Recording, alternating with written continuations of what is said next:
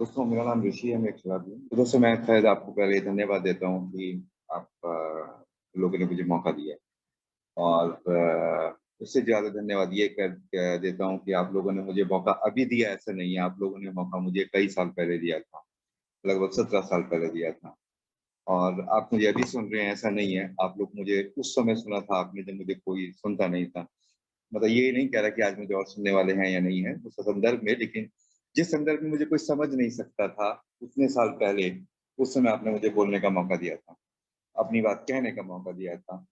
और आपने वो सब भी सुना जिसको मैं बोल पाया, और वो सब भी सुना जो मैं नहीं बोल पाया। और आप लोगों ने मेरी वहाँ मदद की थी जहाँ पे मैं अपनी मदद नहीं कर पा रहा था। तो मैं अब कई बार अपनी कहानी बता ही चुका हूँ कि मैं भी, जैसे अक्सर भाई आते हैं, उसी हालत में यहाँ पर आया था। मुझे ये नहीं पता था कि मैं कहाँ खड़ा था, और मुझे ये नहीं पता था कि हवा कहाँ चल रही थी। मुझे इस बात का अंदाज़ा नहीं था कि मेरे साथ हुआ क्या था। मुझे इस बात का अंदाज़ा भी नहीं था कि आगे क्या होने वाला था, जो अच्छा होने वाला था। तो बस कुछ इस तरह की असमंजस सी स्थिति में मैं जॉबलेस था। और पता नहीं कहाँ से मेरा एक मित्र था जो यहाँ पे आने लगा था।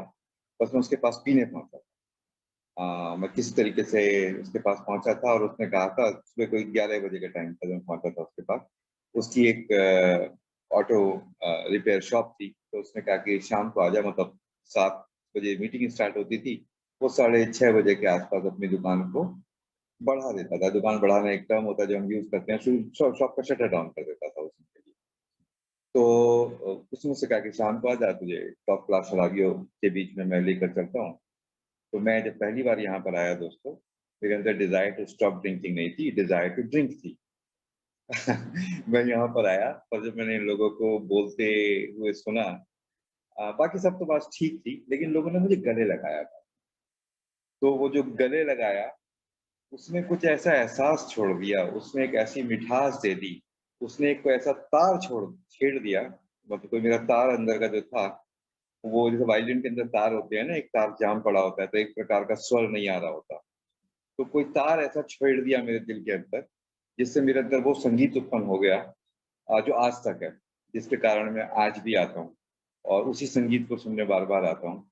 तो वो काफ़ी स 2005 की बात है, तो मैं उधर मुझे मैंने बताया जैसे कि मेरे अंदर डिज़ायर टू स्टॉप ड्रिंकिंग था। मैं तो मानता नहीं था कि शराब मेरी समस्या है, या मैं ये भी नहीं मानता था कि शराब मेरी कोई प्रॉब्लम है। हाँ, ठीक है, आप लोग कहते हो कि छोड़ देना चाहिए, मैं छोड़ देता यदि मेरी माँ ठीक होती, मैं छोड़ देता यदि मेरे पास पैसे होते, मैं छोड़ देता यदि मेरी बहन इतनी बदतमीज़ी से बात ना करती, मैं छोड़ देता अगर ऐसा ना होता, अगर वैसा ना होता, अगर ऑफ़िस ऐसा होता, अगर मैं तो यही सोचता था। तो यहाँ पर आया तो ये डिज़ायर टू स्टॉप ड्रिंकिंग भी है मेरे अंदर, आप लोगों को देख के पैदा हुई। और फिर कहानी वहाँ से शुरू होती है, और उसके बाद मैं पीछे मुड़ के देखता हूँ, तो कहानी का एक-एक तार कैसे, कहानी की एक-एक धारा कैसे निकल कर आई है, वो थोड़ा-थोड़ा समझ में आता है। तो मुझे पता नहीं ये जो मुझसे पिछली बार जो मेरी बात हुई भाई से, जिन्होंने मुझे बताया कि अ, ग्रुप चाहता है कि मैं आके बोलूँ, तो मैंने कहा मैं पहली पहली बात तो ये ग्रुप तो काफ़ी बड़ा ग्रुप है। इसमें तो ग्रुप इन द सेंस बड़ा है क्योंकि मैंने इस ग्रुप के अंदर 150, 100 से शायद 120, 130 से कभी कम मेंबर देखे नहीं है पर्टिकुलर इस ग्रुप के अंदर, तो बड़ा ग्रुप है काफ़ी। तो ऑब्वियस सी बात है, मतलब मेरा मानना ऐसा था कि ये ग्रुप इतना बड़ा है, और ये इसमें कोई दो राय नहीं है कि इस विषय पे बोलने वाले जो हैं, उनकी संख्या बहुत ज़्यादा है। मैं तो उनके बीच में कहीं भी नहीं हूँ। तो मैंने बताया था, तो उन्होंने कहा नहीं, हम चाहते हैं कि आप आएँ। मैंने कहा देखिए, अगर आप ऐसा चाहते हैं, तो मैं अवश्य आता हूँ। और मैं जो बताने जा रहा हूँ, या मैं जो सोचता हूँ, या जो मैं बोलने जा रहा हूँ, जो मेरा पर्सपेक्टिव है, किसी भी प्रकार से ये तो बहुत बड़ी चीज़ है ना, रिस्पॉन्सिबिलिटी टुवर्ड्स फैमिली। तो इतने बड़े सब्जेक्ट पे, मतलब आप आप एक बहुत बड़े ब्रह्मांड को एक कोण से कितना देख सकते हैं। ये तो टॉपिक अपने आप में ब्रह्मांड जैसा है। मेरा एक कोण तो एक छोटा-सा कोण है। लेकिन मेरा जो भी अनुभव रहा, जिस परिप्रेक्ष्य में मैंने अपने जीवन को देखा, जिस परिप्रेक्ष्य में मैं रिस्पॉन्सिबिलिटी को समझा, जिस परिप्रेक्ष्य में मुझे लगा कि रिस्पॉन्सिबिलिटी का खेल कैसे चलता है, और किस प्रकार से मैं one day at a time अपनी रिस्पॉन्सिबिलिटी निभा पाता हूँ अपने सारे रूपों में, अपने सारे किरदारों में, उसके बारे में जो मेरा अनुभव रहा है, मैं वो अवश्य शेयर करूँगा। और और मुझे पता नहीं क्यों ऐसा लगता है कि शेयर करने से मामले और सुलझ जाते हैं। शेयरिंग करते-करते चीज़ों के बारे में समझ बढ़ जाती है। बात करते-करते चीज़ों के बारे में एक तो अपना कोण बदल जाता है कि किसी और ने मुझे कुछ बताया था ना, तो उससे मेरा भी कोण बदल गया। और मोटे तौर पे मेरे पे कुछ इस तरह से हुआ कि रिस्पॉन्सिबिलिटी पहले तो एक एक मतलब कुछ इस तरह से बताया कि रिस्पॉन्सिबिलिटी मैं तो ये सोचता था कि भई कमाई करके लानी है। मैं ये समझता था कि घर की ग्रोसरीज़ भरनी चाहिए। मैं तो ये समझता था कि नौकरी लगातार करनी चाहिए। मैं तो ये समझता था कि बहन की शादी करनी है, सबसे बड़ी रिस्पॉन्सिबिलिटी तो मुझे वही लगती थी। मेरी बहन मेरे से 3 साल बड़ी थी, मुझे शादी करने की ज़िम्मेदारी रिस्पॉन्सिबिलिटी का मतलब ज़िम्मेदारी समझता था मैं। और उत्तरदायित्व को कि उत्तर देना है, उस रूप में नहीं देखता था उत्तरदायित्व को।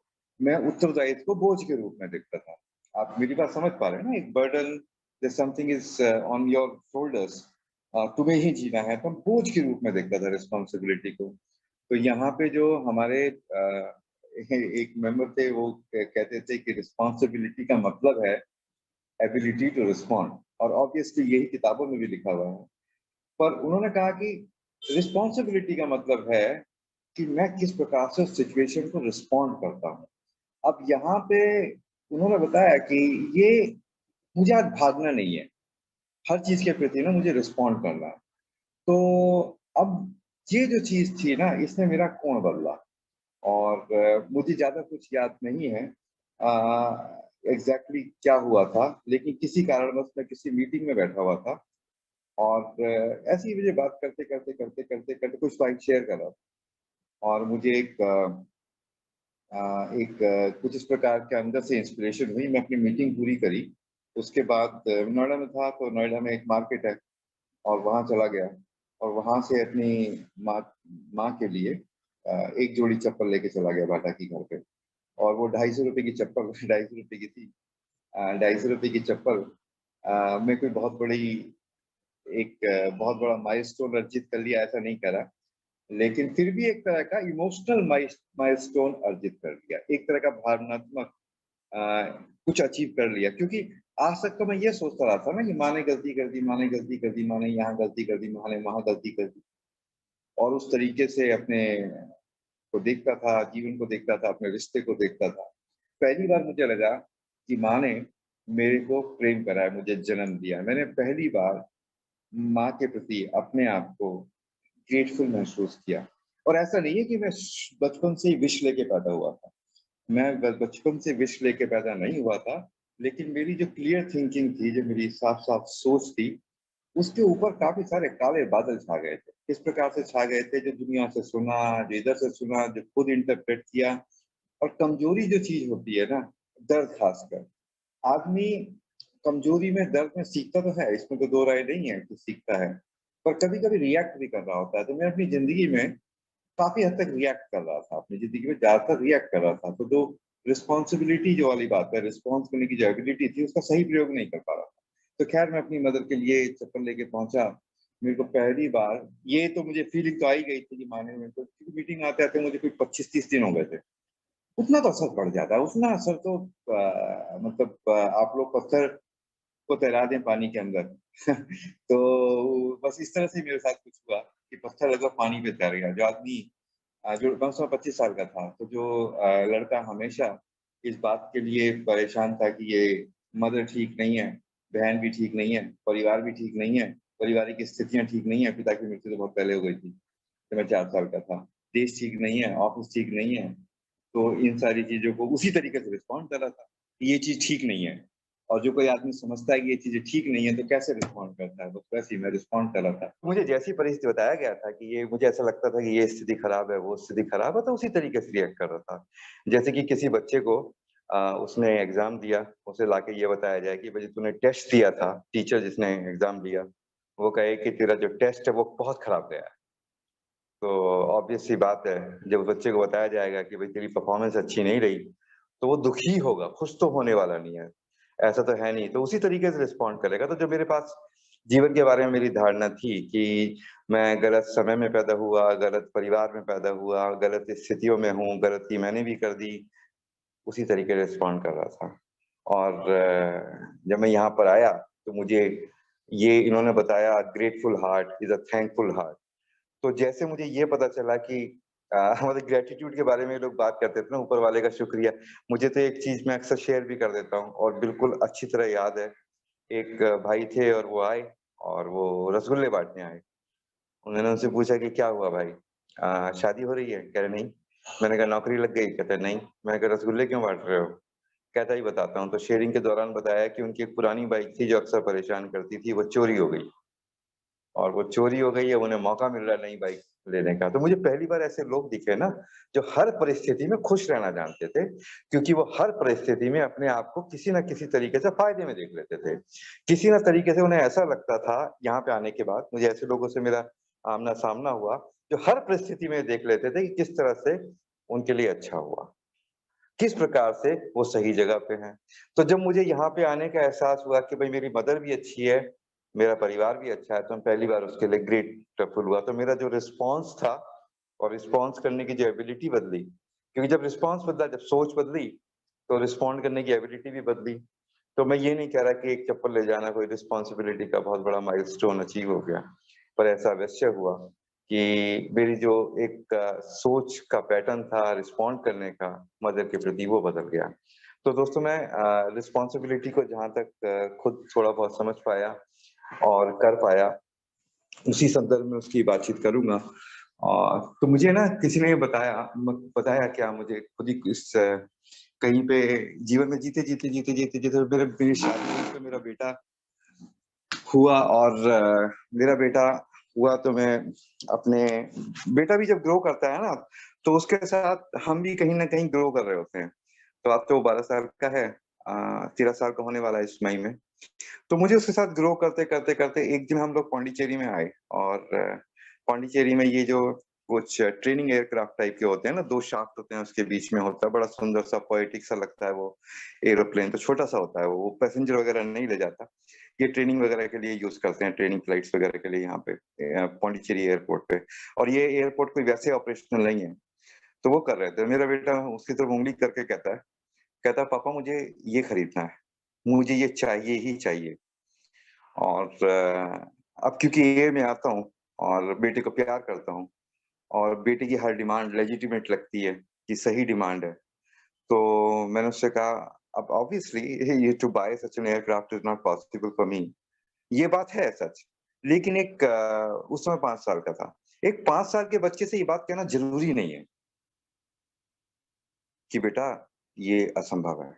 बेटा हमें नहीं खरीद सकते। बेटा ये हमारे से बाहर की बात है। क्योंकि कौन जाने उसके भविष्य में क्या-क्या रखा हुआ है? कौन जानता है? भाई मैं तो नहीं जानता, मैं तो इस बात की क्लेम नहीं कर सकता कि मैं सब कुछ जानता हूँ, भविष्य में कल कैसे चीज़ें टर्न होंगी। तो ऐसी स्थिति में मैंने क्या कहा, मैंने कहा बेटा ज़रूर खरीदेंगे, जब मौका मिलेगा ज़रूर खरीदेंगे। ऑब्वियसली खरीदा नहीं और खरीद भी नहीं सकते थे, वो दूसरी बात है। लेकिन एक 5 साल के बच्चे से मैं ऐसे क्यों कहूँ कि नहीं खरीद सकते, हमसे बाहर की बात है। उसे क्यों मैं एक ऐसा व्यू पॉइंट दूँ जो संकीर्ण है। क्योंकि मेरा जो व्यू पॉइंट है, एक व्यक्ति का व्यू पॉइंट है, लिमिटेड अनुभवों का व्यू पॉइंट है, अपने आप को जो 100% अभी एक्सप्लोर नहीं कर पाया है, कुछ भी नहीं कर पाया उस तरीके से देखा जाए तो उसका व्यू पॉइंट है। ऐसी स्थिति में केवल इस कोण से कैसे जज करूँ कि ये प्लेन तू नहीं खरीद पाएगा या नहीं हो पाएगा हमारे पास। तो मैंने कहा बेटा जैसे ही मौका बनेगा ज़रूर खरीदेंगे। तो जब भी वो किसी चीज़ पे हाथ रखता था और जो मैं खरीद सकता था, तो मैं हमेशा खरीदता था। तो जब वो बड़ा हो रहा था तो मुझसे किसी ने कहा जब लगभग ढाई 3 साल का ही था, वो जिस खिलौने को माँगता था तो बच्चा तो जिद करता है ना। बच्चा जानता है कैसे रिस्पॉन्ड करना है, उसके मन के अंदर एक खिलौने की चाहत पैदा होती है, ढाई 3 साल, 4 साल का बच्चा, साढ़े 4 साल, 5 साल का बच्चा, वो जानता है कैसे रिस्पॉन्ड करना है। तो वो माँगता है अपने तरीके से, कन्विंस होके माँगता है। कन्विंस होके इसलिए माँगता है क्योंकि उसे अभी वो ऊपर वाले के यहाँ से आया है ना, तो अभी वो अपने आप को अपना रूप जो है ना कि मैं एक आत्मा हूँ, इसको समझता है। अभी वो व्यक्तित्व नहीं बना। छोटा बच्चा जो होता है ना, जो बड़ा हो रहा होता है, तो उसे अगर भूख लगती है, कोई चाहिए और नहीं मिल रही तो रोने लगता है। उसको ये शर्म नहीं महसूस होती कि मुझे रोना नहीं चाहिए, मुझे ऐसा नहीं करना चाहिए, वैसा नहीं करना चाहिए, तो वो रोने लगता है। तो क्योंकि उसे अभी तक मालूम है कि वो एक आत्मा है, पर्सनैलिटी नहीं बना। जब पर्सनैलिटी बन जाएगा तो सोचेगा मुझे ऐसे बिहेव करना चाहिए, मुझे वैसे बिहेव करना चाहिए। तो मेरा बेटा था, वो चीज़ें माँगता था और मैं उसे लेके देता था। तो मुझसे किसी पड़ोसी ने कहा, पड़ोसी ने मुझसे ये कहा कि इस तरह से आप इन्हें खिलौने दिलाते रहोगे, तो ये इर्रेस्पॉन्सिबल बन जाएगा, ये गैर ज़िम्मेदार बन जाएगा, कुछ इस प्रकार से उसने कहा। तो मैंने अपने स्पॉन्सर से बात करी, तो मेरे स्पॉन्सर ने मुझे बताया कि ऋषि, पहली बात तो ये सोच ले कि ज़िम्मेदारी और गैर ज़िम्मेदारी, उसका खिलौनों से कोई लेना-देना नहीं है। और वैसे भी अगर तू सामर्थ्य में है खिलौना दिलाना तो दिला दे, और अगर ना दिला सके तो ये ज़रूर बोलना कि ज़रूर दिलाएँगे। क्योंकि ऐसी स्थिति में तू जो रिस्पॉन्ड कर रहा है वो पॉज़िटिव कर रहा है। तो मैं उसे दिलाता था और मैं देख रहा हूँ कि वो आज मतलब 12 साल टीन बनने वाला है अगले साल तो, मतलब 2 महीने में टीन टीन बन जाएगा 2-3 महीने के अंदर। मई के महीने, अब तो अप्रैल है, 1 महीने में बन जाएगा टेक्निकली स्पीकिंग। उस जितना ज़िम्मेदार बच्चा मैंने नहीं देखा। जितना मैं अपने अनुभव से बता रहा हूँ, जितने बच्चों को मैंने करीब से देखा अपने परिवार में, आस-पड़ोस में, उसके जितना ज़िम्मेदार बच्चा मैंने नहीं देखा। उसके अंदर एक ये हम तो सोचते थे कि गैर ज़िम्मेदार बनेगा, उस संदर्भ में कि चीज़ों को खराब कर देगा, सही प्रकार से उसका प्रयोग नहीं कर पाएगा। लेकिन मैंने जो देखा कि उसको हमेशा चीज़ें दिलाई गई, वो ज़्यादा ज़िम्मेदार बन गया। उसने कभी एक टीवी का रिमोट तक खराब नहीं किया। उसका एक-एक खिलौना जो बचपन में आया हुआ था ना, वो भी नहीं खराब हुआ। वो छोटे-छोटे जो खिलौने होते हैं ना, कुछ-कुछ वैसे होते हैं कि काफ़ी फ्रेजाइल टाइप के होते हैं, आज तक रखे हुए हैं। वो अपनी एक-एक और सबसे खेला है वो, बड़े तरीके से खेला है। तो जब लोगों को भरोसा किया जाता है, तो उससे वो ज़िम्मेदार बन जाते हैं। ये मैंने अपने बेटे के संदर्भ में नोटिस किया। वो बहुत छोटा था, कोई चीज़ माँगता था, मैं ये नहीं कहता था, "नहीं, नहीं, नहीं, तेरे से खराब हो जाएगी, तेरे से टूट जाएगी, तेरे से ये हो जाएगा, तुझसे वो हो जाएगा।" ऐसा नहीं कहता था। हालाँकि आप ही लोगों के इन्फ्लुएंस के अंदर आके ऐसी समझ आई थी। लेकिन फिर भी मैं कुछ बचपन से इस प्रकार का ही था, मुझे लगता था कि बच्चे अच्छे होते हैं, ज़िम्मेदार होते हैं, तो समझदार होते हैं। मुझे छोटे बच्चे समझदार पहले से ही लगते थे, पता नहीं क्यों। मैं उसके हाथ में देता रहा चीज़ें और कभी ये नहीं कहा कि तुझसे टूट जाएगी, भरोसा करता रहा। और पता नहीं क्यों मुझे ऐसा लगता है आज कि भरोसे के साथ ना ज़िम्मेदारी, रिस्पॉन्सिबिलिटी लोगों में अकाउंटेबिलिटी के संदर्भ में बोल रहा हूँ मैं ज़िम्मेदारी को। ज़िम्मेदारी जो अकाउंटेबल बिहेवियर होता है वो ऑटोमैटिकली पैदा हो जाता है। बल्कि मैंने देखा कि जब एक मान के चला जाता है ना कि ये बच्चा, अगर असम्पशन लेके चलते हो कि ये बच्चा खराब कर देगा, ये बच्चा इसे तोड़ देगा, ये बच्चा सँभाल नहीं पाएगा, उसके अंदर कन्फ्यूज़न पैदा होता है। उस चीज़ के अंदर कन्फ्यूज़न पैदा होता है। तो मेरा कुछ पर्सनल अनुभव इस प्रकार का रहा था कि मुझ पे ज़्यादा भरोसा नहीं किया गया कि इस तो मुझे उस तरह के अनुभव के कारण जो मैंने सीखा ना, वो कुछ इस प्रकार का सीखा गया कि जब सीखा मैंने कि जब मैं एक पेरेंट बना, तो उस समय मैंने यही कोशिश रखी और उसका सही मुझे जो मैंने देखा कि उसका प्रभाव जो पड़ा वो अच्छा ही पड़ा। मेरा बेटा फुली डेवलप हुआ, एक रिस्पॉन्सिबल बच्चा डेवलप हुआ, वो हर चीज़ की केयर करता है, वो हर चीज़ को प्रॉपर्ली हैंडल करता है। उसके हाथ में जो भी है वो वो अच्छे से हैंडल करता है, चीज़ों पे स्क्रैच तक नहीं आती है, वो पूरा यूज़ भी करता है। तो यार मैं एक चीज़ ये समझा अपने अनुभव के कारण कि जब भी भरोसा होता है ना कि मुझे आप पे भरोसा है कि आप इस चीज़ का ख़्याल रखेंगे, अगर ये भरोसा अंदर से है तो मेरा बिहेवियर अलग होता है और मैं देखता हूँ कि रिस्पॉन्सिबल बिहेवियर डेवलप होता है और ये मैं अपने संदर्भ में भी देखता हूँ। तो मुझे कोई बता रहा था एक बार ऐसे ही, कहता था ये बात सही है कि परिवार के अंदर कोई हमारे माता-पिता हैं, बीवी है, भाई-बहन हैं और मेनली मतलब स्वयं अपना स्पाउस और बच्चे बच्चा या बच्चे जो भी हैं। ये तीनों में उम्र का डिफरेंस है और टेक्निकली स्पीकिंग एक स्ट्रक्चर के रूप में यदि आप परिवार को देखें, एक स्ट्रक्चर ढांचे के रूप में देखें, तो ऑब्वियसली ऐसा लगता है देखने में, ऐसा गुमान हो जाता है कि आप हेड ऑफ़ द फैमिली हैं और आपके साथ बीवी मतलब आप अपने स्पाउस को साथ में भी मान सकते हैं, स्पाउस को और अपने से नीचे भी मान सकते हैं। उनकी ज़िम्मेदारी भी आपके ऊपर है और फिर बच्चे हैं जिनको आप मान के चलते हैं नादान हैं।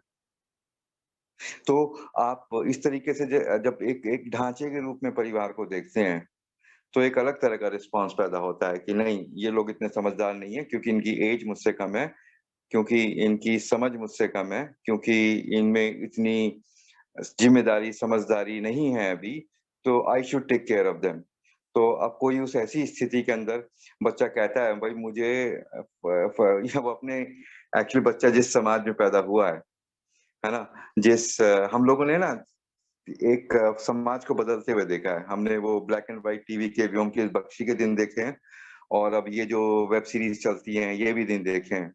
तो कहीं न कहीं हम लोगों के अंदर वो ट्रांज़िशन देखा है। तो उसके कारण क्या हुआ ना, कुछ इस प्रकार का हो जाता है कभी-कभी इंसान का, ख़ासकर जिसने जीवन में संघर्ष करा होता है ना, उसके अंदर एक चीज़ पैदा हो जाती है। वो इस पैमाने पे आ जाता है कि आप क्या डिज़र्व करते हो, क्या नहीं। वो ये सोचने लगता है कि you should earn something before you use it. एक इस तरह की सोच आ जाती है कि भई तुम्हें पहले एक तरह की काबिलियत हासिल करनी है, एक तरह का कठिन मतलब संघर्ष से गुज़रना है। You need to earn this before you can use it, इस तरह का। लेकिन अब चक्कर क्या है कि जो बच्चे आप 2010 में पैदा हुए हैं, वो उस तरह का ही लेके पैदा हुए हैं माइंडसेट, जिन्हें मिलेनियल कहते रहते हैं। है ना? वो उस तरह का माइंडसेट लेके तो मुझे इस बात का कभी-कभी इस प्रकार का हो जाता है कि जब परिवार में हम सोचते हैं कि बच्चे हमसे छोटे हैं और बीवी में इतनी सब या बीवी में या स्पाउस में इतनी समझदारी नहीं है कि वो समझ सके बाहर की दुनिया कैसी है, कहाँ कैसे इन्वेस्ट करना है। तो ऐसी स्थिति में ऑटोमैटिकली हम सोचते हैं हम उन्हें लीड करें, हम उन्हें दिशा दिखाएँ। हम निर्धारित हम करें, जब वो कहें कि भई मुझे ये चीज़ चाहिए, निर्धारित हम करें कि वो क्या डिज़र्व करते हैं और क्या डिज़र्व नहीं करते हैं। हम उस संदर्भ में आ जाते हैं। तो बेटा कहता है कि मुझे ये बाइक चाहिए। हम कहते हैं नहीं, नहीं, नहीं, अभी तो तू अपने 12वीं का एग्ज़ाम पास कर, तो पहले अभी तो कॉलेज पास कर, पहले एक अच्छे कॉलेज में जा, उसके बाद बाइक लियो। इस तरह का कुछ ना एग्ज़ैक्टली यही पैरामीटर नहीं, कुछ और तरह के पैरामीटर लेकिन निर्धारित कर देते हैं, ऐसा है। पहले यहाँ पे क्वालीफाई कर, पहले ये टेस्ट दे, वर्दी बन, उसके बाद ये चीज़ लियो। है ना? और बाद में ये ऑफ कोर्स किसी बाइक को खरीदना एक अलग बात है, उसकी पैसे होना, उतना सरप्लस अमाउंट होना, वो सब दूसरी तरह की बात हो गई। लेकिन एक एक विचार के रूप में कि तेरे पास बाइक होनी चाहिए या नहीं होनी चाहिए, एक विचार के रूप में कैसे रिस्पॉन्ड कर रहे हैं, उस विचार को कैसे रिस्पॉन्ड कर रहे हैं। तो ऐसी स्थिति में ऐसे हो जाता है कि हम फिर उस निर्धारण में आ जाते हैं कि do you really like are you really worth it or not, मतलब are you really worthy, should you really have it or not, क्या तुम्हारे पास ऐसा होना चाहिए। बीवी के लिए भी ऐसे ही करते हैं, ये चीज चाहिए, नहीं नहीं नहीं, ये चीज ज्यादा एक्सपेंसिव है, हम लोग तूने तुझे ऐसा नहीं होना चाहिए, तुझे वैसा नहीं होना चाहिए, तुझे सोचना चाहिए, अब तो ऐसा हो रहा है, अब तो उम्र वैसी हो गई, ये हो गया, दुनिया भर की बातें कभी कभी विचार में सोचने लगते हैं। और खुद के लिए भी, मैं ये नहीं कह रहा कि कुछ ऐसा उनके लिए मापदंड अलग रखते हैं और अपने लिए मापदंड अलग रखते हैं। तो मुझे जो मेरे को बताया गया, मेरे स्पॉन्सर के से जो मैंने सीखा, उसने मुझे कभी बोला नहीं, पर मैंने उसको करते हुए देखा तो मैं उससे सीख गया। तो उसको जो मैंने करते हुए देखा, तो वो कहता था भाई कि ऐसा है, एक बस जा रही थी और बस के अंदर कुछ नागरिक आके बैठ गए और वो चलने लगे। तो अब नागरिक जो थे सभी ने 10-10 रुपए का ही टिकट लिया और सबने एक-एक सीट घेरी अपनी। और उस बस के चलने में ये कंडीशन थी, जब तक 50 नागरिक नहीं बैठेंगे बस नहीं चलेगी। तो 50 के 50 नागरिक आए, जिनमें बच्चे भी थे, बूढ़े भी थे, वो भी थे, एडल्ट भी थे, महिलाएँ भी थीं, पुरुष भी थे। तब उसके बाद बस चली, तब अगर 50 आदमी पूरे नहीं होते, 50 सीट नहीं भरती, बस वाला बस चला के नहीं देता। तो कहता मेरा परिवार तो ऐसे ही है भाई, यहाँ पे सबका रोल, मेरी बेटी का रोल, मेरी बीवी का रोल, मेरे बहन-भाइयों का रोल, मेरी माँ का रोल, सबका पूरा है। इनमें से कोई भी नहीं आता, तो ये कहानी आगे को ना बढ़ती। तो फैमिली को एक स्ट्रक्चर के रूप में ना देख के, फैमिली को वो एक उसके रूप में देखता था कि ये को-एक्जिस्टेंस है। को-एक्जिस्टेंस मतलब एक साथ हम एक्जिस्ट करते हैं, जीवन ऐसे ही चल रहा है। ये जीवन रूपी बस जो है, इनमें सबका कंट्रीब्यूशन बराबर है, किसी का कम नहीं है। और चक्कर क्या है, बस से सब जा तो रहे हैं, एक बस से हम निकल रहे हैं, जा रहे हैं दिल्ली, नोएडा से कनॉट प्लेस की तरफ। कोई आदमी नौकरी ढूँढने जा रहा है, जर्नी वही है। कोई आदमी नौकरी ढूँढने जा रहा है, कोई आदमी केवल जनपद से जीन्स खरीदने जा रहा है और कोई आदमी ऐसे ही कनॉट प्लेस देखने जा रहा है और कोई आदमी बस ऐसे ही कि चलो कुछ नहीं है यार, घूम आते हैं, है ना? तो कोई आदमी अपना दुकान के लिए कुछ सामान लेने जा रहा है। तो ये बात सही है कि जर्नी लग रहा है कि एक है, पर जर्नी फिर भी एक नहीं है। परिवार के अंदर आज मैं ऐसा देखता हूँ कि हम लोग को-एक्जिस्ट करते हैं, हम साथ में हैं, हम एक को-क्रिएटर हैं, हम एक-दूसरे के जीवन में सहयोगी हैं। और ये सही बात है कि अगर ये ना होते तो मैं भी ना होता, उस तरह का ना होता। तो ये वो क्या कहते हैं ना, एक येलो पेंटिंग थी और येलो कैनवस था और येलो कैनवस के ऊपर उसी स्ट्रेंथ के येलो स्ट्रोक मारे गए, मतलब उतना ही वही कलर यूज़ किया गया पेंटिंग करने के लिए भी, जो कलर बैकग्राउंड का था।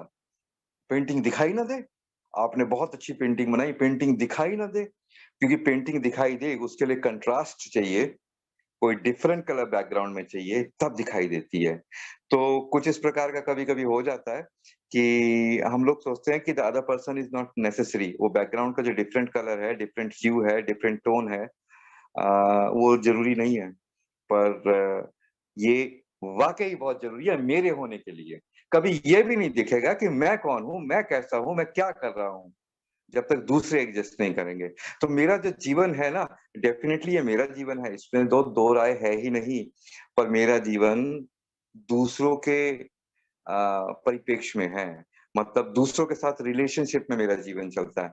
तो वो बस जा रही थी, कोई आदमी वहाँ पे बस में जो जा तो रहा था, उसी पास-पास बैठे हुए थे, साथ में जा रहे थे। कोई जा रहा था नौकरी ढूँढने, कोई जा रहा था सामान खरीदने, कोई जा रहा था ऐसे ही घूमने और कोई जा रहा था अपना धंधे दुकान का सामान खरीदने, जो भी करने जा रहा था। कोई हो सकता है किसी से लड़ने ही जा रहा हो। तो एक बस में जा रहे हैं, लेकिन सबकी मंज़िलें अपनी-अपनी हैं। तो मैं एक पैसेंजर होने के नाते कोई मुझसे कहे कि भाई मैं तो नौकरी ढूँढने जा रहा हूँ कनॉट प्लेस में, तो मैं ये नहीं कह सकता कि अरे नौकरी तुझे कनॉट प्लेस में ढूँढने क्यों जा रहा है?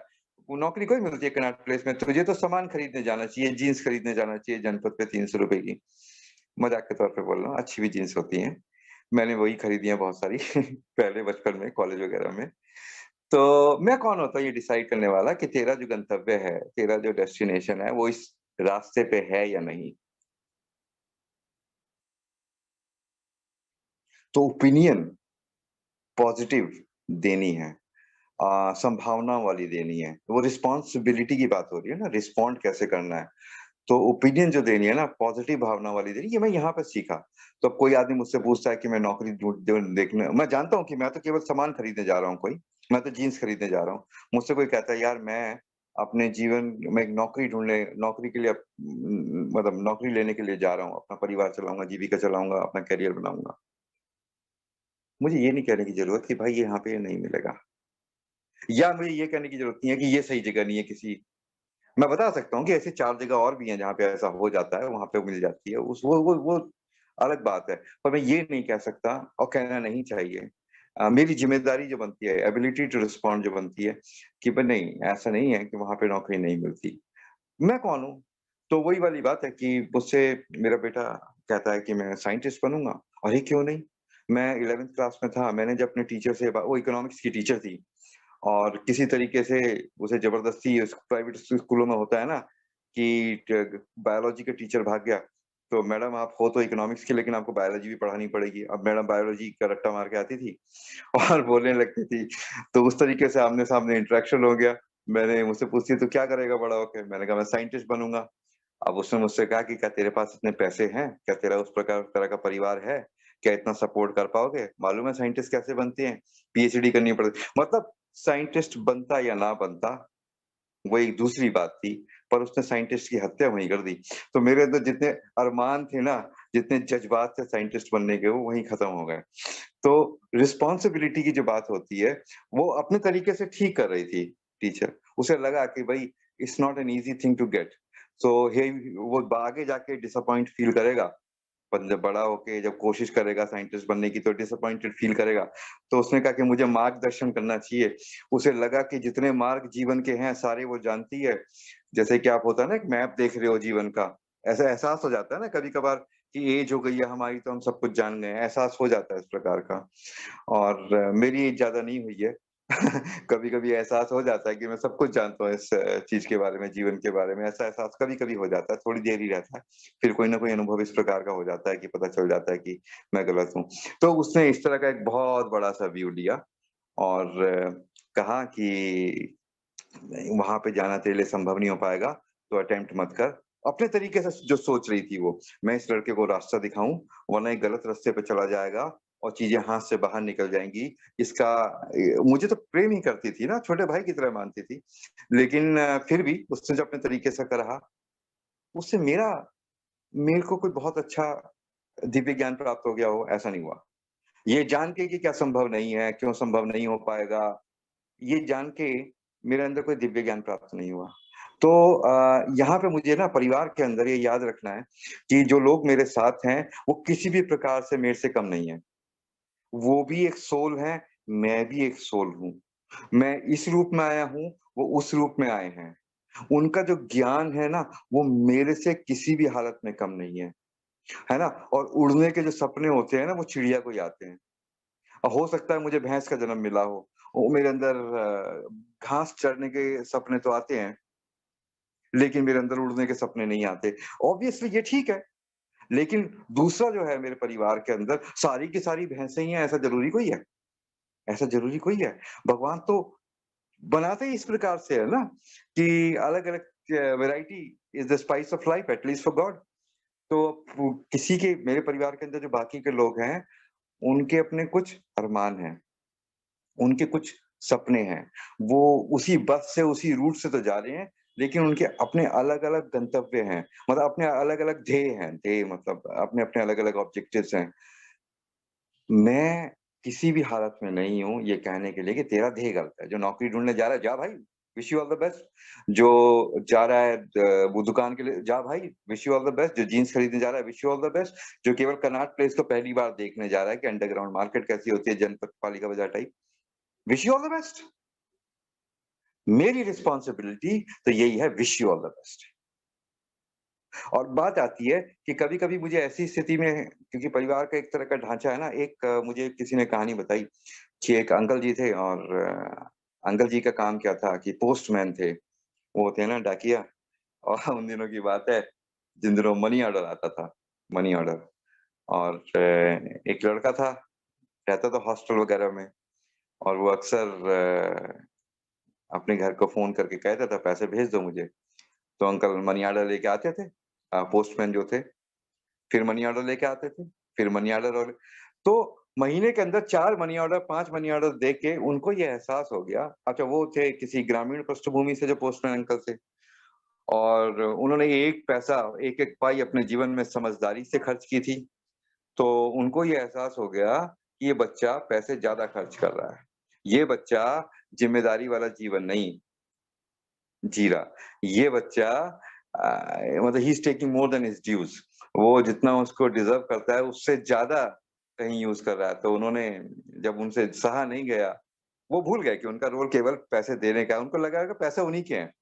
जैसे वो पुरानी कंपनियों में अकाउंटेंट होते थे ना, जब एडवांस वगैरह इश्यू करते थे, तो उनको पता नहीं कैसे लगने लगता था कि जैसे पैसे उन्हीं के हैं, है ना? तो या सरकारी बैंकों में अब तो नहीं होता है इतना ज़्यादा, प्राइवेट बैंक को देख के थोड़े सरकारी बैंक भी सुधर गए हैं। लेकिन एक ज़माने में ऐसा होता था। जैसे आप पैसे जमा कराने जाओ तो ऐसा लगता था जैसे पैसे के मालिक वो हैं, वो डिसाइड करते थे। तो इसी प्रकार का डाकिया अंकल को लग गया कि भाई ये तो लड़का बहुत, तो वो कहते हैं, "बेटा आजकल बहुत पैसे उड़ा रहे हो, ज़िम्मेदारी से खर्च करा करो वरना आदतें खराब हो जाएँगी।" और उस लड़के ने कहा, "आप अपना ज़िम्मेदारी से मनी ऑर्डर दिया करो, साइन लिया करो और चले जाया करो। इससे ज़्यादा ज़िम्मेदारी मत निभाओ।" पोस्टमैन अंकल को बहुत बुरा लगा, है ना? तो मेरा, सही बात है ना, जो पिता है वो भेज रहा है अपने बच्चे के लिए, और बच्चा जो है वो ले रहा है। किस लिए ले रहा है पिता का? तो मेरे कभी-कभी ना मेरे पास जो साधन आते हैं पैसे के रूप में, या किसी और रूप में मेरे पास जो साधन आते हैं, वो मेरे द्वारा मेरे परिवार तक पहुँच रहे हैं, चाहे बीवी तक पहुँच रहे हैं, बच्चे तक पहुँच रहे हैं, किसी और तक पहुँच रहे हैं, मेरे द्वारा लेकिन पैसा जो मुनीम मुनीम होता है ना, अकाउंटेंट, पैसा जो मुनीम के हाथ से निकलता है, वो मुनीम का नहीं होता, वो लाला का होता है। और या उसका होता है जिसके पास जा रहा है। तो मुझे ना, जैसे खलील जिब्रान की एक किताब है ना, उसमें एक कहा था कि जो बच्चे होते हैं ना, हमारे द्वारा आते हैं पर हमारे नहीं हैं। वो they are the children of life's longing for itself. वो जो ज़िंदगी अपने आप को बढ़ाना चाहती है ना, ये उस चाहत के बच्चे हैं। ये हमारे द्वारा आए हैं पर हमारे नहीं है। जैसे नाली से पानी निकलता है, वो नाली का नहीं होता ना, वो आता कहीं और से है और जाता कहीं और है ना? तो नाली के द्वारा निकल रहा है, तो नाली को गुमान हो जाता है पानी मेरा है। तो पता नहीं क्यों ये पैसा जो आता है, ये आता तो बच्चा है मेरा, तो उसके हिस्से का पैसा किसके थ्रू आएगा? मेरे थ्रू आएगा, है ना? मैं मैनेजर भी हूँ किसी टीम का। और कभी-कभी क्या होता है, उनके लिए बर्थडे गिफ्ट आते हैं, तो वो एचआर किसको देके जाएगा? मुझको देके जाता है, पर वो गिफ्ट मेरा है क्या? नहीं है। उस बच्चे का है जिसका बर्थडे है तो मैं उसको पास ऑन कर देता हूँ, है ना? गिफ्ट तो कंपनी का है, कंपनी अपने एम्प्लॉयी को दे रही है। मैं तो एक पोस्टमैन हूँ उस तरह, जैसे मैसेज के लिए कहते हैं ना, भई मैसेज तो ये ए का मैसेज नहीं है, ये तो ऊपर वाले का मैसेज है। अपने कुछ बच्चों को इस प्रोग्राम में लाने के लिए, प्रोग्राम भी ऊपर वाले का ही है। तो मुझे तो मैसेज मिल गया है ना, मुझे तो जाके दूसरे भाई को दे देना है ना, मैं तो एक डाकिया हूँ उस तरह से, पोस्टमैन हूँ। वो सोबर होगा नहीं होगा, ये बात की बातें हैं, ये मैं उसमें कोई राय नहीं रख सकता और राय भी रखूँ, अगर गलती से कभी बदगुमानी से राय भी हो जाए कि सोबर हो पाएगा, नहीं हो पाएगा, इस तरह की बातें, फिर भी अपनी ज़िम्मेदारी निभानी है, पूर्णता से निभानी है कि ऊपर वाले का मैसेज है, मुझे देना है, मेरा काम देना है, ठीक है? तो इस तरह का ही है ना, तो ऊपर वाले जैसे परिवार के अंदर भी ना मेरे पास पैसा आता है और पैसा आता है और मेरे परिवार के अंदर लोग हैं और तो मुझे ये समझ लेना चाहिए कि ये पैसा मेरा नहीं है। जो भी आदमी ले रहा है अपने भाग का ले रहा है। अपने भाग्य का मतलब अपनी डेस्टिनी में जिसके है, अपने हिस्से का ले रहा है। कोई मेरा हिस्सा नहीं ले रहा। इस संसार में ऐसा संभव नहीं है कि कोई मेरा हिस्सा ले जाए। जो ले गया वो उसी का हिस्सा होगा। जो ले गया वो उसी का हिस्सा होगा। किस रूप में ले गया वो छोड़ो, लेकिन अगर वो ले गया इस बात से इ इस बात से बड़ा प्रमाण क्या है कि उसी का था। है ना? तो ये कहानी है कि जब मेरे पास कम से कम परिवार में कभी-कभी ऐसा होता है ना, अक्सर ऐसा होता है ना, किसी के लिए जा रहे हैं, ठीक है, कभी-कभी ऐसा होता है कि बच्चे की कोई चीज़ है, उसके पैसे बढ़ गए, किताबों के पैसे पहले 3-4 हज़ार रुपए की आ जाती थी, अब 8-9 हज़ार रुपए की आ रही है, ठीक है ना? पैसा बहुत खर्च हो रहा है। पैसा बहुत खर्च इसलिए हो रहा है कि आ रहा है। पैसा बहुत खर्च इसलिए हो रहा है कि वो अच्छी किताबें डिज़र्व करता है। पैसा इसलिए बहुत खर्च हो रहा है कि ऊपर वाले ने उतना ही दिया है उसको। ठीक है? उस अकॉर्डिंगली दे रहा है। तुझे क्या पड़ी है ये कहने के लिए कि मतलब दिस इज़ टू मच तेरे पे द 10,000 रुपए की किताबें लाके दी हैं, अब तुझे ध्यान से पढ़ना चाहिए, तुझे ये करना चाहिए। तो यहाँ पे जो एक मेरे अंदर एक चीज़ आती है ना एबिलिटी टू रिस्पॉन्ड मुझे गैर ज़िम्मेदार गैर ज़िम्मेदार मतलब तरीके से नहीं कि जा भई पैसे लुटा ले, ऐसा नहीं। पर ये कि ये दिमाग के अंदर नहीं रहना चाहिए कि मेरा पैसा बच्चे लुटा रहे हैं। ये दिमाग के अंदर नहीं रहना चाहिए। बच्चों का ही अपना पैसा है। तो वो जो खलील जिब्रान की स्टोरी मुझे बहुत अच्छी लगती है कि पानी जब नाली से निकलता है तो नाली को गुमान हो जाता है कि ये पानी मेरा है। तो होता क्या है ना कि जैसे बच्चे आते हैं, बच्चे तो इसलिए आते हैं हमारे हमारे द्वारा आए हैं पर हमारे नहीं हैं। हमारे द्वारा आए हैं पर हमारे नहीं हैं। जो ये जो होते हैं ना लोग आर्मी के लिए लोगों को रिक्रूट करते हैं। तो ये अपनी आर्मी नहीं बना रहे हैं, ये भारत सरकार रिपब्लिक ऑफ इंडिया की आर्मी बना रहे हैं। उसकी ड्यूटीज़ को डिस्चार्ज कर रहे हैं, तो ये जो बच्चे आए हैं, ये लाइफ लॉन्गिंग फॉर इटसेल्फ उस चीज़ के बच्चे हैं, ज़िंदगी अपने आप को बढ़ाना चाहती है, ज़िंदगी अपने आप को कहीं ले जाना चाहती है। उस चीज़ का फल है, ऊपर वाले ने भेजा है इनको सोल्स को। सोल भेजने का दम किसमें है यार? मैं कौन-सा सोल पैदा कर सकता हूँ? मैं तो खुद को भी नहीं पैदा कर सकता, तो दूसरों को तो छोड़ो। तो वो हमारे द्वारा आए हैं लेकिन हैं ऊपर वाले के। हाँ, तो उसमें बहुत अच्छी बात बताता है। कहता है कि बच्चे जो होंगे ना, उनके जो विचार होंगे वो आपके जैसे कभी नहीं होंगे, कभी भी नहीं होंगे। आपके जैसे विचार बच्चों के कभी भी नहीं होंगे। उनके विचार अलग होंगे, है ना? क्योंकि जैसे एक धनुष से धनुर्धर एक धनुष मतलब बो से आर्चर जब निशाना लगा रहा होता है ना, तो जो धनुष होता है, हम तो धनुष की तरह है ना, बच्चे हमसे निकल के आ रहे हैं। माता-पिता से बच्चे निकल के आ रहे हैं, पर बच्चे हैं तो ऊपर वाले के ना। तो जो निशाना किसका होता है, वो धनुष का नहीं होता, धनुष को तो झुकना पड़ता है। निशाना तो उस धनुर्धर का होता है जो अनंत पे निशाना लगा रहा है। तो हमारे बच्चों के जो विचार है ना, वो अनंत पे जाने वाले विचार हैं। वो निशाना इन्फिनिटी पे है और वो धनुर्धर लगा रहा है, ऊपर वाला लगा रहा है। हम हैं कौन ये डिसाइड करने वाले कि उनका करियर कितना दूर हो पाएगा, क्या संभव है, क्या असंभव है, कितना क्या चीज़ सही रहेगी कल, क्या चीज़ सही नहीं रहेगी कल। ये हम होते कौन हैं? बताने वाले, सोचने वाले। हाँ, ये बात है कि हमारे अंदर इस तरह की फीलिंग है कि हम अपने आप को ज़िम्मेदार समझते हैं, कि भई इनके साथ कुछ गलत ना हो जाए। तो ये भी एक चीज़ है कि कुछ कंट्रास्ट बच्चा मेरे पिताजी थे, मुझे बहुत प्यार करते थे।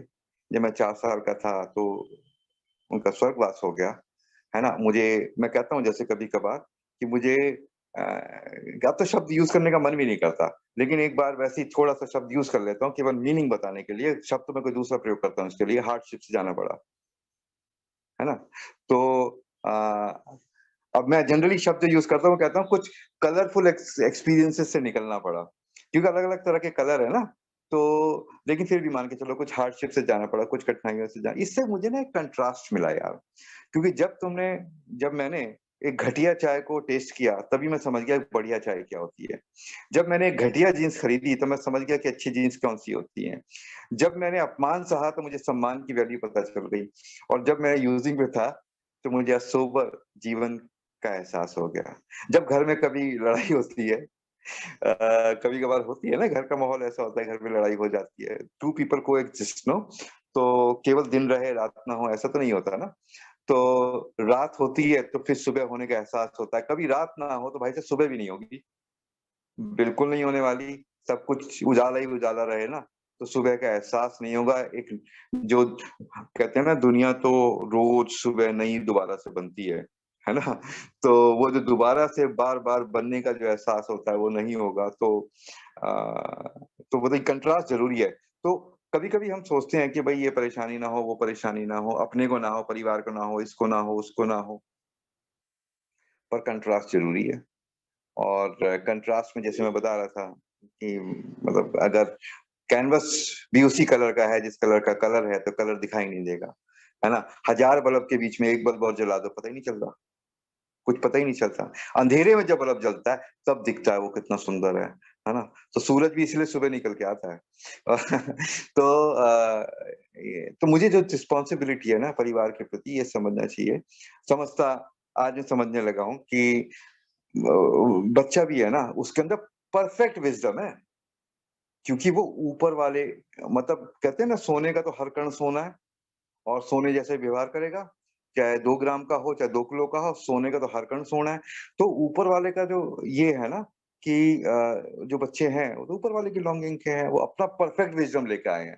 और कई मामलों में मतलब मेरा कुछ काम इस प्रकार का है ऑफ़िस में कि मुझे फ्रेशर्स को कॉलेज से हायर करके ट्रेन करना पड़ता है।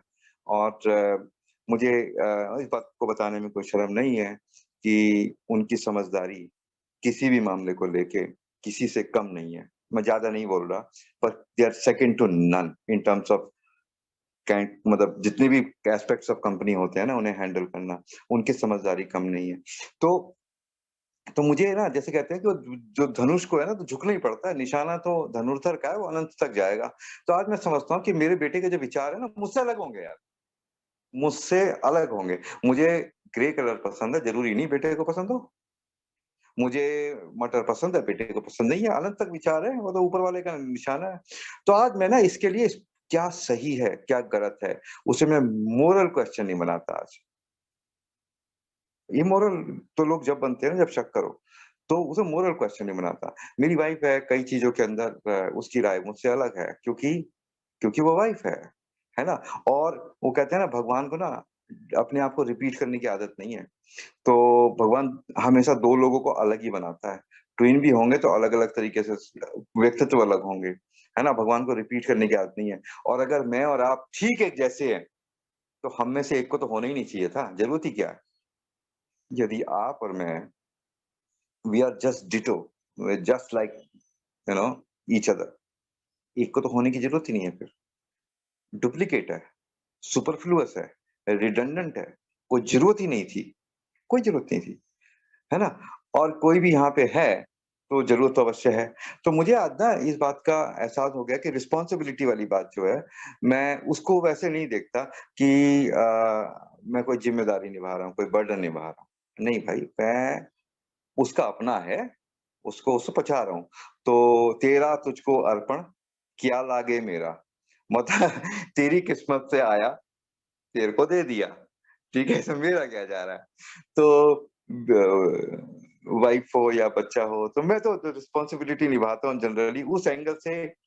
मैं रिस्पॉन्सिबिलिटी निभाने जैसे शब्द यूज़ ही नहीं करता यार कभी, है ना? मैं तो कहता हूँ जो भी एक्टिविटी 2-4 कर पाता हूँ, मैं तो उसी एंगल से करता हूँ, भैया तेरा तुझको अर्पण, क्या लागे मेरा। तेरी किस्मत में कोई चीज़ थी, तेरे जो हायर पावर है, तेरा गॉड जो है उसने भेजी और वो तुझे मिल गई। है ना? हज़ारों मनी ऑर्डर शहर के अंदर आते हैं, जाते हैं, उसमें मुझे क्या लेना-देना, है ना? तो कहते हैं जो टेलर पैसे बाँटता है बैंक के अंदर, उसकी अपनी सैलरी कोई कटती है, उन पैसे को बाँटने से, जिसका आ रहा जाए। तो हर आदमी का ना एक भविष्य है, अपने आदमी की डेस्टिनी है, हर आदमी का अपना अनुभव है, हर आदमी के अपने सपने हैं, वो सारे लेजिटिमेट हैं। जब मैं रिस्पॉन्ड करूँ, तो ये याद रखना चाहिए कि कैसे रिस्पॉन्ड कर रहा हूँ। मैं केवल अपनी स्थिति के अनुसार रिस्पॉन्ड कर सकता हूँ। ये बात सही है मेरी जेब में अगर ₹2 पड़े हों, कोई ₹500 की चीज़ माँगे, ये भी तो रिस्पॉन्सिबिलिटी वाली बात है। मुझसे कहे ₹2 पड़े हैं, कोई 500 अभी साधन नहीं है, तो मैं सही रिस्पॉन्ड करूँ। मुझसे कोई कहे कि यार ये चीज़ खरीदनी है और अभी जेब में पैसे नहीं है, तो मैं कहूँ तेरी बात तो सही है, मैं ये ना कहूँ कि तेरा ये चीज़ माँगना गलत है, ये ना कहूँ कि तुझे पता तो है अभी स्थिति कैसी है, उसके ऊपर से फिर तुम ये चीज़ माँग रहे हो, क्या तुम्हारे अंदर समझदारी नहीं है? ये गलत बात हो गई। ये जो मैं है ना रिस्पॉन्सिबिलिटी नहीं निभा रहा, ये रिस्पॉन्ड करने की एबिलिटी का प्रदर्शन नहीं कर रहा, है ना? गलत बात बोल रहा हूँ मैं। मैं ये कह रहा हूँ यू डोंट डिज़र्व इट। मैं ये कह रहा हूँ कि तुम इसको डिज़र्व नहीं करते, तुम समझदार नहीं हो, तुम्हारा माँगना ही गलत है, तुम इंसान ही गलत हो, ये कह रहा हूँ और यही का सारा मामला है। यहीं की सारी परेशानी है। तो ऐसे में ऐसी स्थिति होती है कि हमेशा हर चीज़ साधन के रूप में संभव नहीं हो पाती। लेकिन ये जीवन तो इसी का नाम है ना कि जो असाध्य है उसे साध्य बनाना। काफ़ी सारी चीज़ें तो मेरे लिए भी संभव नहीं थी ना।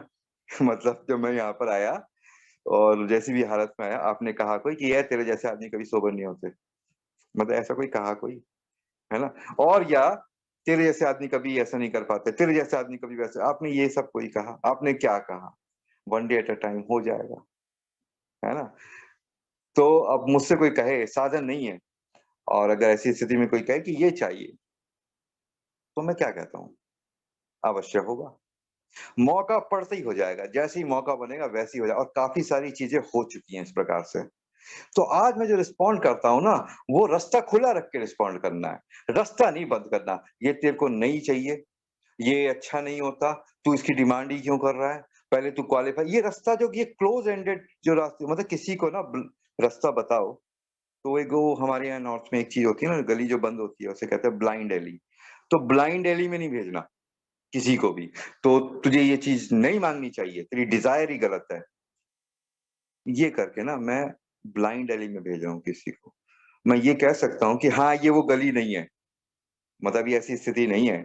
कह सकता हूँ गलत बात नहीं है, तो वो मुझसे माँगे तो मैं कहता हूँ, यार अभी ना हिसाब-किताब नहीं है और हिसाब-किताब बनते ही सबसे पहले यही करेंगे। तो उसमें ना वो रास्ता खुला रहता है, वो गली खुली रहती है, उसमें से हवा आती रहती है। तो जहाँ तक रिस्पॉन्सिबिलिटी की बात है फैमिली के अंदर, पहली बात तो मैं ये समझ चुका हूँ कि भैया वी को-एक्सिस्ट हम एक साथ एक्जिस्ट करते हैं, है ना? लेकिन इसका मतलब ये नहीं कि ये लोग इंफीरियर हैं। इनका मुझे कोई बोझ उठा के नहीं चलना। तेरा तुझको अर्पण ऊपर वाले के बच्चे हैं, ऊपर वाले के बच्चों का अपना भविष्य है, अपनी आकांक्षाएँ हैं, सारा कुछ वैलिड है। इस संसार में कुछ भी पाप नहीं है। तो जितनी भी इनकी अपनी आकांक्षाएँ ठीक हैं, मैं जजमेंट नहीं लेता कि तुम्हारी आकांक्षाएँ गलत हैं। हाँ, मेरे पास जब कोई ऐसी चीज़ आती है मेरे पास कि भई अभी इसको ये चीज़ चाहिए, अभी वो चीज़ चाहिए, अभी ये मैं ये कहता हूँ चाहत तो बिल्कुल ठीक है और जो चाहत कर रहा है, वो भी ठीक है। वो आदमी जिसने कभी उड़ान भरने के सपने देखे, वो पापी कोई था, वो तो विज़नरी था। तो ये आदमी और देखो विज़नरी वही तो होते हैं, जिस चीज़ के साधन नहीं है उसके कल्पना करते हैं, उसके सपने देखते हैं, उसकी आकांक्षा करते हैं। तो मेरा बच्चा भी अगर विज़नरी की तरह ये कह दे मुझे मर्सिडीज़ चाहिए तो क्या बुराई है यार? या बीवी ये कह दे कि मुझे फलानी चीज़ चाहिए, इतना बड़ा घर चाहिए, ये क्या बुराई है? मैं तो कहता हूँ बहुत बढ़िया। मैं तो चाहता हूँ ऐसे लोगों को जिनमें संभावनाओं में ज़िंदा रहते हों। क्योंकि मैं आज तक ये नहीं मानता कि जीवन जो है मैं अपने संदर्भ में बोल रहा हूँ, अपने जीवन का भी कोई अनुभव है मेरे पास थोड़ा बहुत और मैंने ये देखा है कि यार हम धरती पे रहते तो ज़रूर हैं, लेकिन हवा, बादल, बारिश, आसमान, चाँद पे जो तारे हैं वो भी एग्ज़िस्ट करते हैं। जीवन केवल ज़मीन पे टिके रहना नहीं है, ज़मीन पे मूवमेंट भी है। आदमी ऊपर भी देखता है, आसमान बहुत कुछ एग्ज़िस्ट करता है। तो ये जो जिस जीवन में मैं जी रहा हूँ जिस जीवन की जो एक डे टू डे रिस्पॉन्सिबिलिटीज़ जिसे मैं कहता हूँ ना, जैसे वही खाना-पीना, नहाना, नौकरी पे जाना, है ना? ये सब चीज़ें जो होती हैं, फीस अरेंज करना, ये तो घर के खर्चे-वर्चे जो होते हैं, ये साहब सब हो जाते हैं। मैं करता नहीं हूँ। मैंने आज तक मैं सही बात है, मैं पैसे-वैसे तो खर्च करता रहता हूँ, आते रहते हैं मेरे पास, लेकिन कभी पैसे छापे नहीं है मैंने। मेरे घर के पीछे कोई ऐसी प्रिंटिंग मशीन नहीं है। कोई आदमी छाप देता है, कोई आदमी मुझे दे देता है और मैं आगे को दे देता हूँ, जीवन का प्रवाह चलता रहता है बस ऐसे ही। और आजकल तो छापने की भी ज़रूरत नहीं है, सब कुछ ऑनलाइन ही हो जाता है। कोई आदमी ने कंपनी बनाई और वो काम बनाया जहाँ पे मैं जाके बैठ के इसी रूम में काम करता हूँ। उसके लिए मुझे कहीं से पैसे मिल जाते हैं। और उसके कारण आगे भी मुझे जब मौका मिलता है ना, मैं भी आगे दे देता हूँ, चलो आगे सब कुछ चलता रहता है। जब मैं अपने आप को इस रूप में देखता हूँ ना कि भैया कि ये करने वाला तो कोई और है यार, करने वाला तो कोई और है ना? वो कहते हैं ना मारियो के गेम में, मारियो जो कैरेक्टर है उसने कोई खेल बनाया है ना? तो मैं ये जो दुनिया वाला ये जो दुनिया का जो रंगमंच है, इस पे मैं कठपुतली हूँ और कठपुतली को चलाने वाला तो ऊपर वाला है। और जहाँ वो ले जा रहा है, सही जगह ले जा रहा है, सबकी आकांक्षाएँ सही हैं।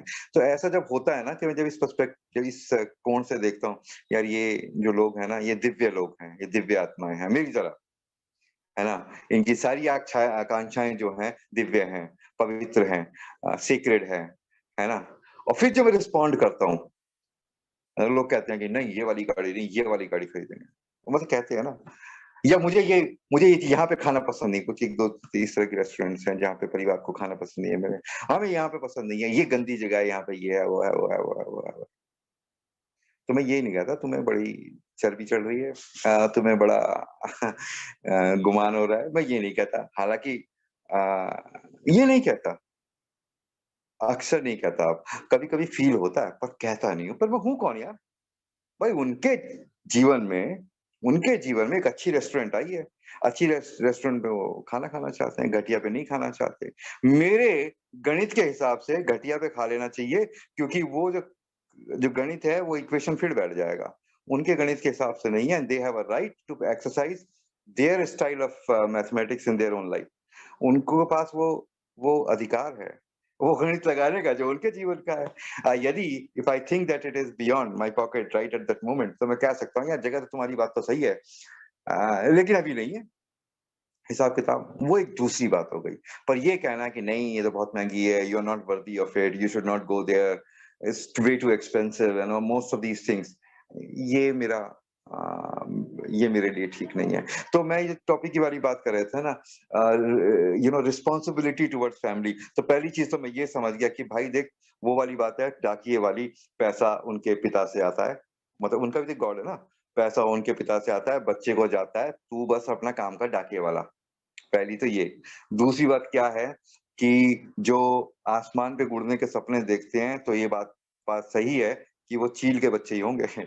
तू बाहर की फ़ॉर्म को देख के अंदाज़ा मत लगा कि ये मतलब छोटे-से चिड़िया के बच्चे को देख के लगता कोई है कभी आसमान पंख डेवलप नहीं होते, कभी आसमान में उड़ पाएगा। पर भई उड़ता है, उड़ता है। तो उड़ने के सपने भी भैंस को नहीं आते हैं, चील के बच्चे को ही आते हैं। तो तू अपनी भैंस वाली आँखों से इनका जो चील वाला विज़न है, ईगल वाला विज़न है, वो अ, वो मत लगा, है ना? तो इनको इनके तरीके से दुनिया देखने दे। और एक मेरे स्पॉन्सर हमेशा कहते थे ये में भी कहते हैं ना there are two deadly sin कुछ इस तरह से कहते हैं कि you should not stand in your own way and you should not stand in somebody else's way. तुम्हें अपने रास्ते में नहीं खड़ा होना है और तुम्हें किसी और के रास्ते में भी नहीं खड़ा होना है। तो जब कोई एक किसी के मन में कुछ किसी को गुस्सा आए, तू गलत है। मतलब मन में ऐसा होता है कहने के लिए, है ना? और ये बहुत मुश्किल है कि अगर सामने एक हीटेड आर्गुमेंट पैदा हो और मैं सोचता हूँ तो मैं ये देख रहा हूँ कि मेरे जीवन में ना मेरी जो रिस्पॉन्सिबिलिटी जो एबिलिटी टू रिस्पॉन्ड है कभी-कभी वो निहित हो जाती है, लिमिटेड हो जाती है एक चीज़ से और वो होती है शुड। मैं जब भी किसी से कह रहा हूँ, मुझे ये शब्द जो है ना शुड मुझसे कोई पूछता है ना कि भई म छोटे-मोटे रूप में, बड़े रूप में कैसे भी मान लो, मेरा कुछ काम इस प्रकार का है कि लगभग कि एक quote unquote I am in the editorial services also तो वहाँ पे शब्दों को चयन करने का एक बहुत बड़ा, कहाँ से शब्दों को हम चयन कर रहे हैं उसका एक बहुत बड़ा एक बड़ा बहुत बड़ा एक सागर सा रहता है। तो तो वहाँ पे मुझसे पूछा गया कि पूरी इस डिक्शनरी के अंदर सबसे खतरनाक शब्द कौन-सा लगता है तुम्हें? तो मुझे लगता है कि शुड जो है ना, चाहिए, ये सबसे खतरनाक शब्द है। क्योंकि जब मुझसे कोई कहता है कि मुझे ये करना है और मैं कहता हूँ कि नहीं, तुमको ज़िम्मेदार होना चाहिए, तुम्हें ये समझना चाहिए, तुम्हें एक अच्छा बच्चा होना चाहिए। तो तो मैं इनडायरेक्टली ये बोलता हूँ कि तुम जैसे हो अभी ठीक नहीं हो। तो मैं जो ऊपर वाले की जो कला है उसको गाली दे रहा हूँ। ऊपर वाले की जो कलाकृति है, ऊपर वाले ने तो बनाया है ना सामने वाले को। मुझको भी बनाया है, लेकिन मैं खुद को भी कहता हूँ जो मुझे ऐसा नहीं वैसा होना चाहिए।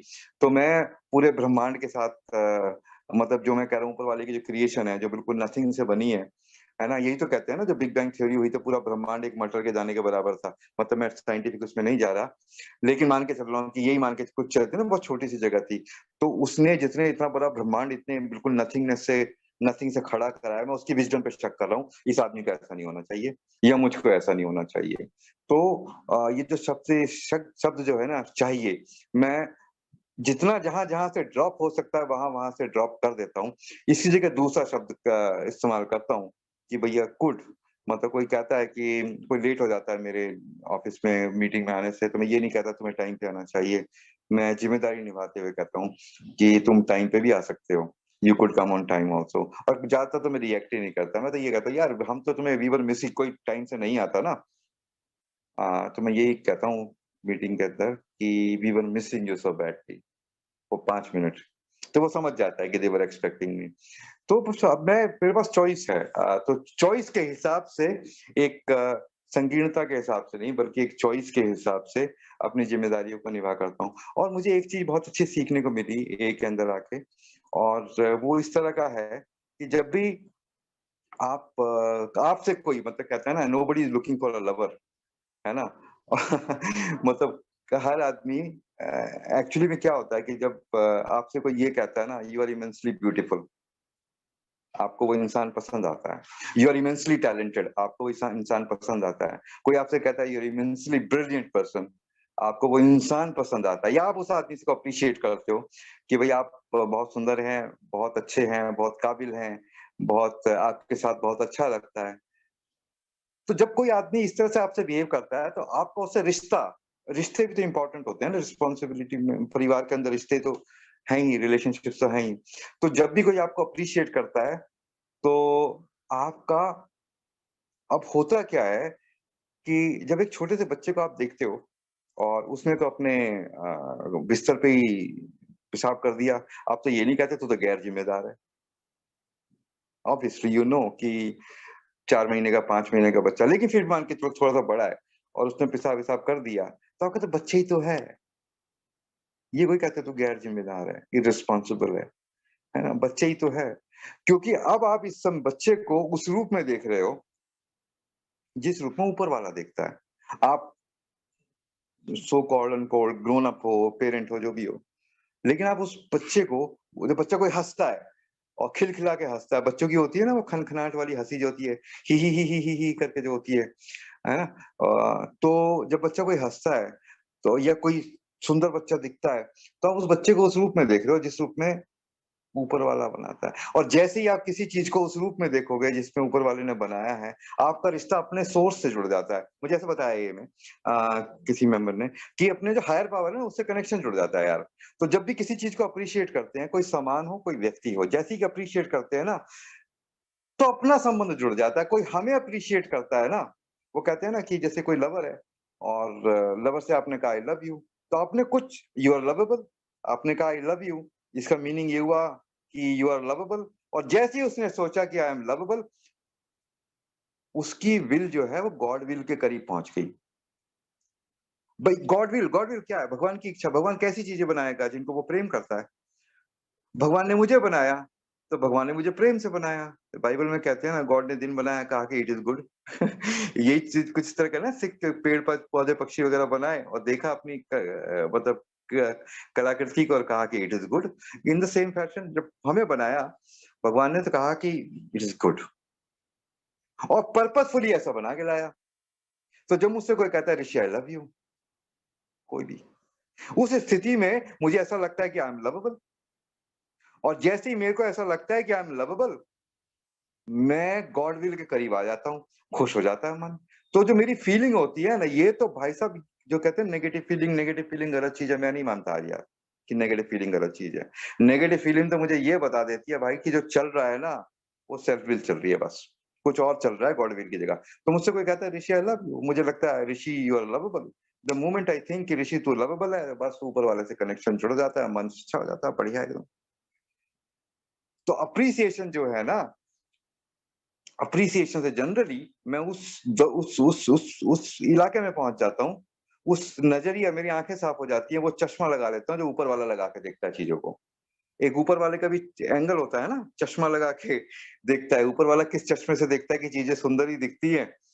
तो उसने कोयल भी बनाई, कौवे भी बनाए, उसे दोनों की आवाज पसंद है। इसीलिए तो बनाया। अगर कौवे की आवाज ऊपर वाले को पसंद ना होती तो आवाज देता ही क्यों, है ना? ऊपर वाले को कितना टाइम लगता है किसी को म्यूट करने में, या दबा देते ही ना, प्रोग्रामर तो वही है। तो अब उसने बनाई है तो उसे तो पसंद ही है। तो कभी कभार क्या होता है ना, जब मैं किसी आदमी को, परिवार में पत्नी को, बच्चे को, खुद को जब उस रूप में देखने लगता हूँ ना, जिस रूप में हायर पावर देखता है, गॉड देखता है, तो मैं अपने सोर्स से जुड़ जाता हूँ। पता नहीं, ऐसा मैंने देखा है। मैं आप लोगों को अप्रिशिएट करूँ, ये देखने लगूँ कि कितना अच्छा है। एक बार ना एक इस इंसिडेंट बताते हैं, मैं फिर खत्म ही करने वाला हूँ, मेरा समय काफी हो गया। बताते हैं कि एक आदमी, किसी किताब में पढ़ा था मैंने कि वो बस में जा रहा था, उसके साथ 5-7 बच्चे थे, और बच्चे ना बड़ा ऊधम कर रहे थे। ऊधम का मतलब बच्चे शोर मचाते हैं ना, उसको हमारे यहाँ पे वेस्टर्न यूपी में, हरियाणा वगैरह में ऊधम बोलते हैं। तो ऊधम कर रहे थे बच्चे, शोर मचा रहे थे, और बाकी के जो लोग थे, कितने बड़े बदतमीज बच्चे हैं, कितना गैर जिम्मेदार आदमी है जो बैठा हुआ है। उस आदमी के लिए सोच रहे थे जो उनका पिता था, कितना गैर जिम्मेदार आदमी, रिस्पॉन्सिबिलिटी वाली बात हो रही है ना। तो कितना गैर जिम्मेदार आदमी है। बच्चे इतना शोर कर रहे हैं, इतना उधम मचा रहे हैं, उसके बाद भी इसको रोक नहीं रहा, देख रहा है कि दूसरे लोग डिस्टर्ब हो रहे हैं, लोग किताब पढ़ रहे हैं, लोग सो रहे हैं और डिस्टर्ब हो रहे हैं बस में। तो एक आदमी ने अपनी जिम्मेदारी, एक अच्छा नागरिक होने के नाते, उसको निभाते हुए उस जो बच्चों का पिता था उनके पास गया और कहता है, आप इन बच्चों को चुप नहीं करा सकते? उस आदमी ने कहा कि थोड़ी देर बाद ये अपने आप चुप हो जाएंगे, और इस तरह से कभी खेल नहीं पाएंगे। इनकी माँ का देहांत हो गया है, हम हॉस्पिटल ही जा रहे हैं, उसके बाद ये परमानेंटली शांत हो जाएंगे। और वो आदमी जिसने ये पूछा था, वो वापिस आके अपनी सीट पे बैठा, और फिर सोचने लगा कितना जिम्मेदार आदमी है, सेम इवेंट के लिए कितना जिम्मेदार आदमी है, बच्चों के बचपन को रोक नहीं रहा। ये एक अच्छा पिता है। जो 2 मिनट पहले सोच रहा था कि ये गैर जिम्मेदार पिता है, वो अब सोचता था कितना जिम्मेदार पिता है ना? तो वो जो कहानी है ना, कि क्या जिम्मेदारी है, क्या जिम्मेदारी नहीं है, ये एक कोण का है। तो ऊपर वाला जिसने कोयल बनाई, उसी ने कौवे भी बनाए, उसने दोनों को आवाज दी, और दोनों को अलग-अलग आवाज दी। उसे दोनों ही पसंद है यार, है ना? तो मैं कौवे की आवाज की प्रशंसा नहीं करना चाह रहा, पर पैमाना बड़ा है ना? स्केल बड़ा है। जिस आदमी के निगाह केवल 15 फुट तक पहुँच पाए ना, उसे 16वां फुट ये लगेगा कि आदमी अपने दायरे से बाहर हो गया, है ना? जिसने लाखों करोड़ों किलोमीटर और ब्रह्मांड बना दिए ना, उसके लिए कोई भी दायरे से बाहर नहीं है। तो हैं सब गॉड विल ही कर रहे हैं। कोई, तो मेरे को क्या है ना, बस ये भरोसा रखना है दूसरों के प्रति कि यार कुछ ऐसा एंगल है, वो एंगल मुझे पाना है। तो जनरली क्या होता है कि जब मैं दूसरों को अप्रिशिएट करता हूँ, मैं अपने सोर्स से जुड़ जाता हूँ, पता नहीं क्यों ऐसा होता है। जैसे होता है ना कि अच्छा म्यूजिक सुनो तो दिल के अंदर भी म्यूजिक बजने लगता है, बॉडी भी थिरकने लगती है ना? तो म्यूजिक तो टीवी में चल रहा है, लेकिन उसने मुझे मेरे सोर्स से जोड़ दिया, मुझे मेरे स्रोत से, मेरे हायर पावर से जोड़ दिया, इसलिए नाच रहा हूँ। कोई अच्छी चीज देखो तो अच्छा लगता है ना दिल में अंदर। आपने कोई अच्छा फर्नीचर भी देख लिया तो कौन सा फर्नीचर आपके पेट में घुस गया, लेकिन अच्छा लगता है ना? क्योंकि जब किसी अच्छी चीज को अप्रिशिएट करते हो ना, कोई भी चीज हो, मैं घड़ी से लेके कुछ भी यार, एक चिड़िया की आवाज, एक फूल, कुछ भी अप्रिशिएट करते हैं, सीधा सोर्स से जुड़ जाते हैं। क्योंकि अब मेरी जो विल है ना, मेरी जो सोच है, मेरी इच्छा जो है अप्रिशिएट करने की, वो ठीक गॉड के जैसी है। गॉड अप्रिशिएट करता है अपनी चीज़ों को। गॉड विल हो जाती है, मन में शांति। तो मुझे ना अपने प्रति भी अपने प्रति भी थोड़ी ज़िम्मेदारी निभानी है, और वो ज़िम्मेदारी बस यही है कि जब मैं रिस्पॉन्ड कर रहा हूँ, वो रिस्पॉन्ड मेरा प्रेम की नज़र वाला हो। और अगर बाय चांस प्रेम की नज़र पैदा नहीं हो पा रही, तो भी मैं ये ना कहूँ कि मैं बदतमीज़ हूँ। उस समय शांत रहूँ, किसी और से बात कर लूँ। कहते हैं ना कि अगर आप किसी चीज़ के बारे में सही ओपिनियन नहीं रख रहे हो, तो आपका यानी कोण सही नहीं है, या आपका समय सही नहीं है, आप उस जगह नहीं पहुँचे हो जहाँ से आपको ओपिनियन देनी चाहिए। जब तक पॉज़िटिव ओपिनियन ना हो पाए किसी चीज़ के बारे में, ओपिनियन जाया मत करो। मतलब कहते हैं ना, जब तक आम का पेड़ फल ना दे, फल मत तोड़ो। कच्ची आम ही तोड़ोगे तो मीठा स्वाद नहीं आएगा। तो कच्ची ओपिनियन मत दो। जब तक ओपिनियन पूरी डेवलप ना हो जाए, पक ना जाए, रस ना निकल के आए, जब तक ओपिनियन अपने-अपने पास रखो, आम को पकने दो यार। और जब पकने वाली बात आ जाए तो फिर कर दो। और बाकी जैसे ये लगता है ना, ज़िम्मेदारी-विम्मेदारी जो होती है, जो इस तरह का एक एक है ना, पूरा स्ट्रक्चर सा है, बोझ के रूप में देखने का। तो यार कोई बात नहीं है, ऊपर वाले के बच्चे हैं, ऊपर वाले अपने आप बोझ उठा रहा है। तुम मनी ऑर्डर जैसे एक एक डाकिया पार करता है, बस वैसे काम करते रहो। रिस्पॉन्सिबिलिटी का जो so called quote unquote responsibility जो एक्टिविटीज़ हैं, उस तरह का निर्वाह कर। मेरा स्पॉन्सर मुझसे कहता था, उनका निर्वाह बस वो डाकिये के रूप में करता रहे, डाकिया डाक लाया, ठीक है? और मस्त ही रहे, जल तू जलाल तू आइबलो को टाल तू, है ना? और बस यार इसके बारे में कुछ ज़्यादा शेयर नहीं करना था। और एक लास्ट लाइन, एक हिब्रू पोएट थे, उनका नाम था हिलेल, एंशिएंट हिब्रू पोएट थे, तो उनका एक कथन है छोटा-सा, if I am not for myself, who will be for मी? अगर मैं अपने लिए नहीं हूँ, तो मेरे लिए कौन होगा? If I am not for myself, who will be for me? If I am only for myself, what am I? और केवल मैं अपने लिए हूँ तो क्या हूँ? So if I am not for myself, who will be for me? If I am only for myself, what am I? If not now, when? तो अगर मैं अपने लिए नहीं बोलूँगा, तो मेरे लिए कौन बोलेगा? और केवल मैं अपने लिए बोलूँगा, तो क्या हूँ मैं? है ना? कोयल भी तो इसलिए अच्छी लगती है ना, वो गाना गाती है, 4 कानों को सुंदर लगता है ना? हालाँकि वो खाने को मज़ा करती है, एन्जॉय करती है गाने गाने को, उसकी अपनी प्रक्रिया का हिस्सा है। तो जब भी मैं खुश होके कुछ करता हूँ ना, उसमें से खुशबू आती है यार, है ना? और ये डिसाइड कर लो, इसी जन्म में करना है या किसी और जन्म में करना है। अगर किसी और जन्म में भी करना है, तो कोई बुरी बात नहीं है। पर मुझे पता होना चाहिए कि हाँ, मैंने अगले जन्म का डिसाइड कर रखा है या 5 साल बाद का डिसाइड कर रखा है। तो ये मैं कहीं न कहीं लिख लूँ दोस्तों। मैंने समय बहुत लिया है दोस्तों, बहते-बहते बह गए। और ये तो मुझे पक्का पता है कि मैं कहीं से भी, ये टॉपिक इतना बड़ा है, इतना वास्ट है कि शायद टच कर पाया हूँ, कोई ज़रूरी नहीं है। पर जो भी मेरे मन में आता गया, मैं बोलता गया। और अब समय हो चुका है। तो अगर किसी भाई का कोई सवाल होगा, तो मैं उत्तर देने की चेष्टा करूँगा, पर कोई गारंटी नहीं है कि उत्तर अच्छा ही उत्तर होगा।